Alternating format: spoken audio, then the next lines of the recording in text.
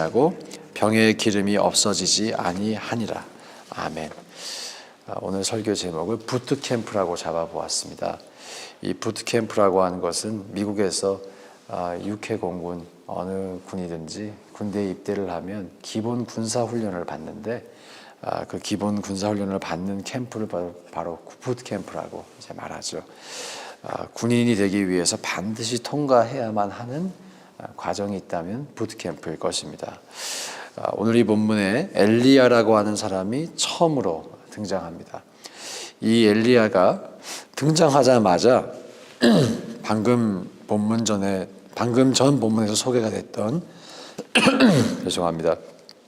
아합에게 말하죠. 아합에게 담대하게 말하죠. 내가 섬기는 이스라엘의 하나님 여호와께서 살아계심을 두고 맹세한다. 그러면서 내 말이 없으면 비가 없을 것이다. 비가 없을 것이다 라고 아합을 향해서 경고합니다. 이 1절만 보아도 엘리야가 얼마나 담대한 믿음의 사람이었는지를 우리는 알 수가 있죠. 그 당시 왕이었던 세도를 누리고 있던 그 왕에게 대적하여서 그 왕을 경고하고 또 하나님의 살아계심을 선포하는 그런 담대한 면모를 우리가 볼 수가 있습니다.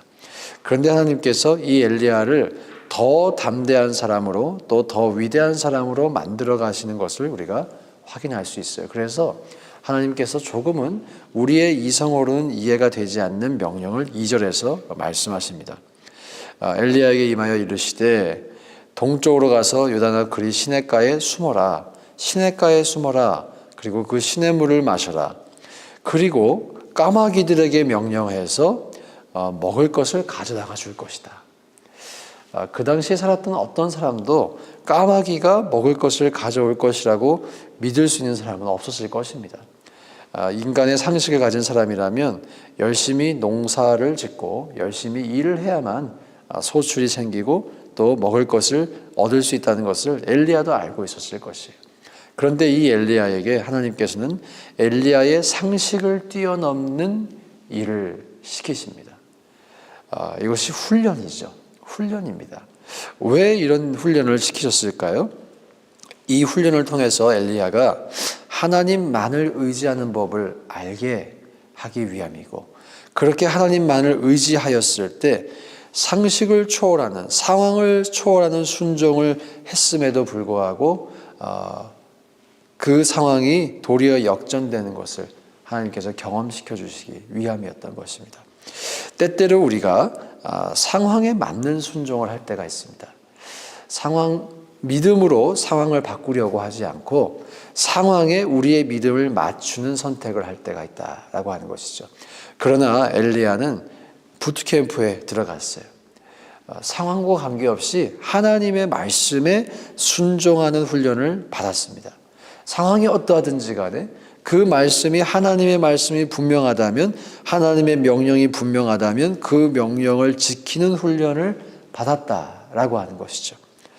그리고 실제로 까마귀들이 아침에도 떡과 고기를, 저녁에도 떡과 고기를 가져오는 것을 경험하면서 엘리야가 하나님의 살아계심을 깨닫게 되었을 것입니다. 머리로만 듣던 하나님을 가슴으로 깊이 만났을 것이고요. 그의 온 인생을 통해서 나의 하나님은 진정으로 살아계신 하나님이시구나 라고 하는 것을 배울 수가 있었을 것입니다. 자, 이렇게 부트캠프에 입성했던 엘리야가 그 한 과정을 졸업한 이후에 사르밧 과부를 찾아가죠. 참 재미있는 것은 방금 전 엘리야도 상황을 초월하는 순종을 요청받았는데요. 그 상황을 초월하는 순종에 순종했기 때문에, 응했기 때문에 사르밧 과부에게도 유사한 명령을 합니다. 그 과부를 찾아가 보니까 과부가 이렇게 말하죠. 12절에 그가 이르되 당신의 하나님 여호와께서 살아계심을 두고 맹세하노니, 이런 표현은 아무 때나 쓰는 게 아닙니다. 진짜 내가 이것이 진실이다 라고 말할 때 쓰는 표현이죠.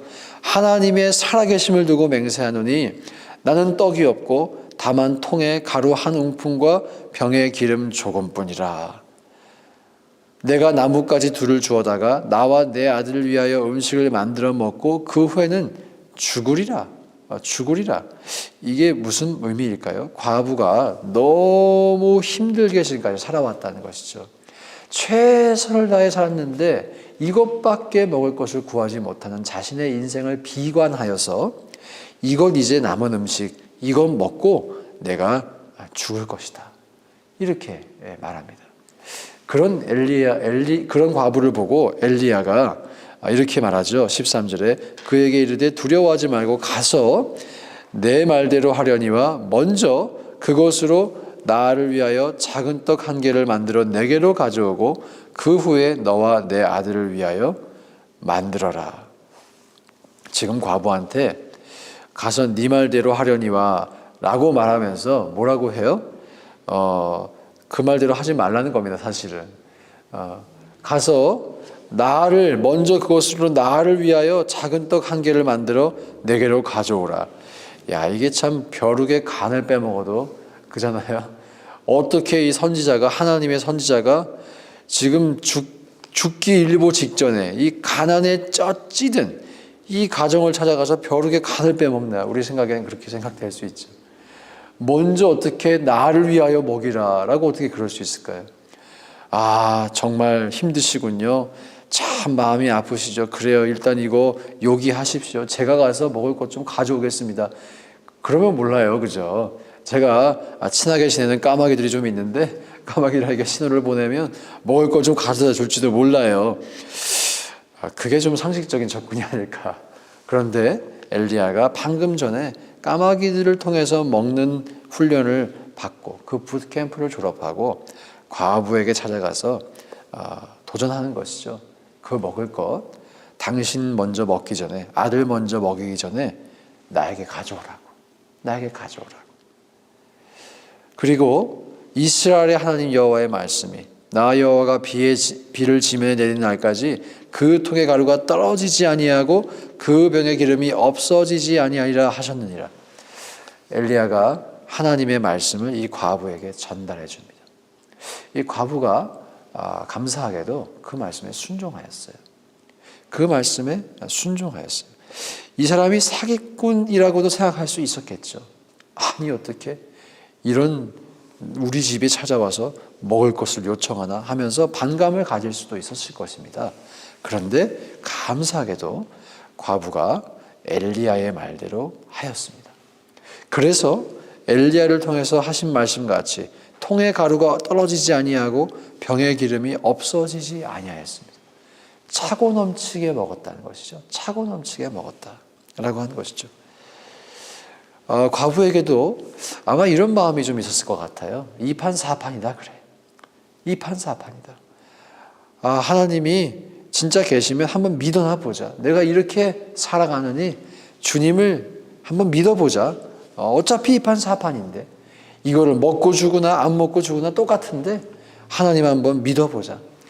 그 믿음이 이 과부의 집을 살려내는 이 반전을 일으키는 믿음이 되는 것입니다.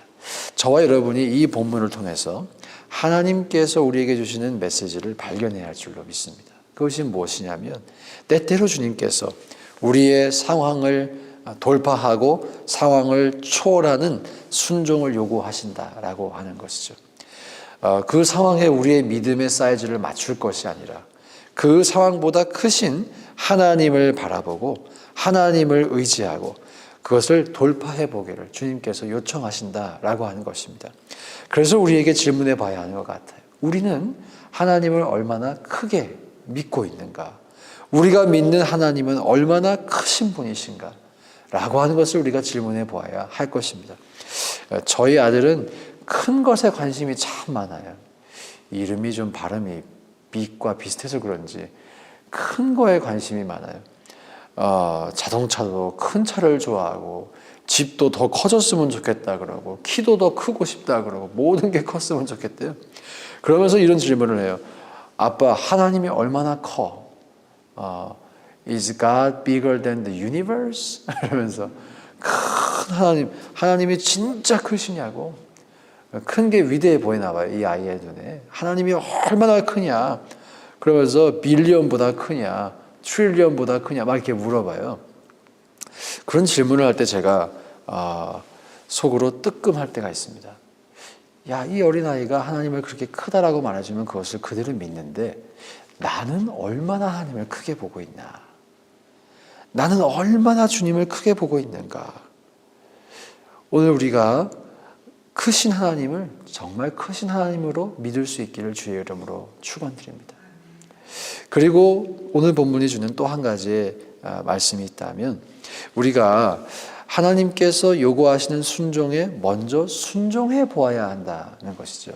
그랬을 때 우리를 통해서 또 다른 누군가를 재생산할 수 있다라고 하는 것입니다. 이 순종은 독립시행처럼 보이지만 사실 이전에 내가 했던 그 순종이 미래의 나의 선택에 영향을 주는 것 같아요. 엘리야가 까마귀가 물어다주는 그 고기와 음식을 경험하지 않았다라면 사실 사르밧 과부에게 가서 이렇게 요청하기가 쉽지 않았을 거예요. 아무리 하나님의 감동이 임하고 하나님의 말씀이 임해도 이것을 어떻게 이거를 가서 말하지? 야, 이 얘기를 하면 저 사람이 나를 뭐라고 평가할까? 라고 생각하지 않았을까요? 그러나 엘리야가 먼저 순종해 보았기 때문에 그리고 나를 먹이시고 입히시는 살아계신 하나님을 경험했기 때문에 나아가서 더 큰 순종도 할 수 있었다라고 하는 것이죠. 사실 자기 자신에게 적용하는 것은 하나님 말씀이 임했을 때 자기 자신에게 적용하는 것 이게 설사 좀 잘못돼도 나만 손해본다. 그런 건 좀 순종하기가 쉽습니다. 근데 다른 사람에게 찾아가서 당신 이렇게 해보라고 그것은 순종하기가 조금 더 어렵죠. 지금 엘리야가 더 어려운 순종을 하고 있는데 그 순종을 가능하게 했던 것이 먼저 자신에게 임했던 하나님의 말씀에 순종했기 때문이라고 하는 것입니다. 그래서 순종은 순종을 낳습니다. 더 큰 순종을 낳고 더 큰 열매를 낳습니다.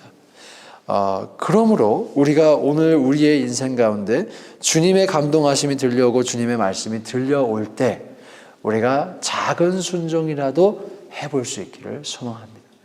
그 작은 순종이 큰 순종을 나중에 낳을 수 있기 때문이에요. 만약에 그 작은 순종을 우리가 무시하고 거절하고 순종하지 않으면 사실 나중에 우리가 더 큰 부르심에 순종하지 못할 것입니다.